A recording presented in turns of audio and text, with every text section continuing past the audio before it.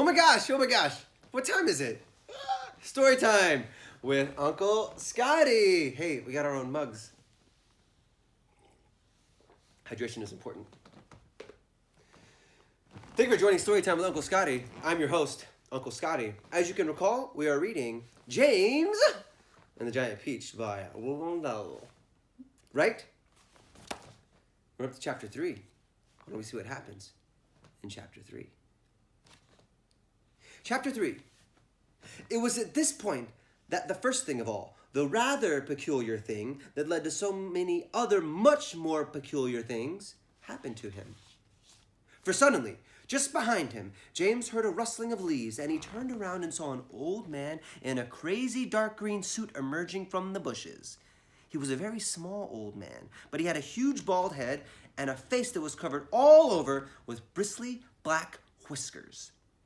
He stopped when he was about 3 yards away, and he stood there leaning on his stick and staring hard at James. When he spoke, his voice was very slow and creaky.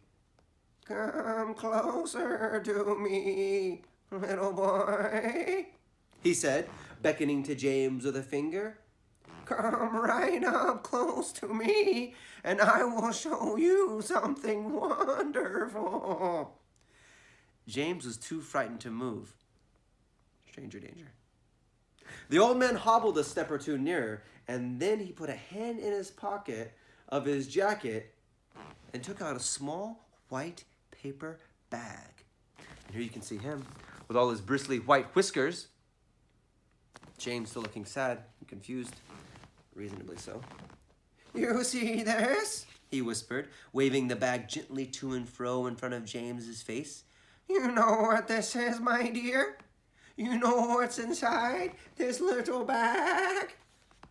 Then he came nearer still, leaning forward and pushing his face so close to James that James could feel his breath blowing on his cheeks. The breath smelled musty and stale and slightly mildewed like air in an old cellar. Ew! "Take a look, my dear," he said, opening the bag and tilting it towards James. Inside it, James could see a mass of tiny green things that looked like little stones or crystals, each one about the size of a grain of rice. They were extraordinarily beautiful, and there was a strange brightness about them, a sort of luminous quality that made them glow and sparkle in the most wonderful way. "Listen to them!" the old man whispered. "Listen to them move!" James stared into the bag, and sure enough, there was a faint rustling sound coming up from inside it. And then he noticed that all the thousands of little green things were slowly, very, very slowly, stirring about and moving over each other as if they were alive. "There's more power and magic in those things in there than all the rest of the world put together," the man said softly. But, what are they?" James murmured, finding his voice at last. "Where do they come from?" "Ah!" the old man whispered. "You never guessed that." He was crouching a little now and pushing his face still closer and closer to James until the tip of his long nose was actually touching the skin on James' forehead. Ew! Then he suddenly jumped back and began waving his stick madly in the air. "Crocodile tongues!" he cried. 1,000 long, slimy crocodile tongues boiled up in the skull of a dead witch for 20 days and nights, with the eyeballs of a lizard and the fingers of a young monkey, the gizzard of a pig, the beak of a green parrot, the juice of a porcupine, and 3 spoonfuls of sugar. Stew for another week, and let the moon do the rest." All at once, he pushed the white paper bag into James's hands and said, "Here, yours. You take it. It's yours." Now, since that was a baby chapter, we're going to read one more. Chapter 4. James Henry Trotter stood there clutching the bag and staring at the old man. "And now," the old man said, "all you've got to do is this. take a large jug of water and pour all the little green things in it.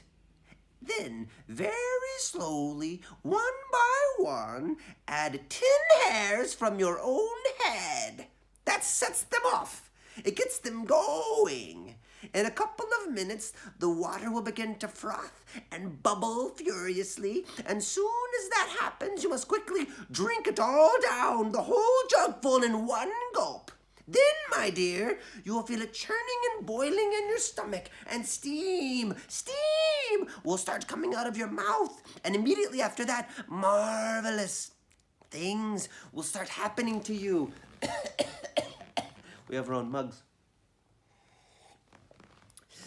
Fabulous, unbelievable things. And you will never be miserable again in your whole life. Because you are miserable, aren't you? You needn't tell me. I know all about it. Now, off you go and do exactly as I say. Don't whisper a word of this to those two horrible aunts of yours. Not a word. And don't let those green things in there get away from you either. Because if they do escape, then they will be working their magic upon somebody else instead of you. And that isn't what you want, is it, my dear? My dear, whoever they meet first, be it bug or insect, animal or tree, that will be the one who gets the full power of their magic. So hold the bag tight. Don't tear up the paper. Off you go. Hurry up. Don't wait, now's the time. Hurry!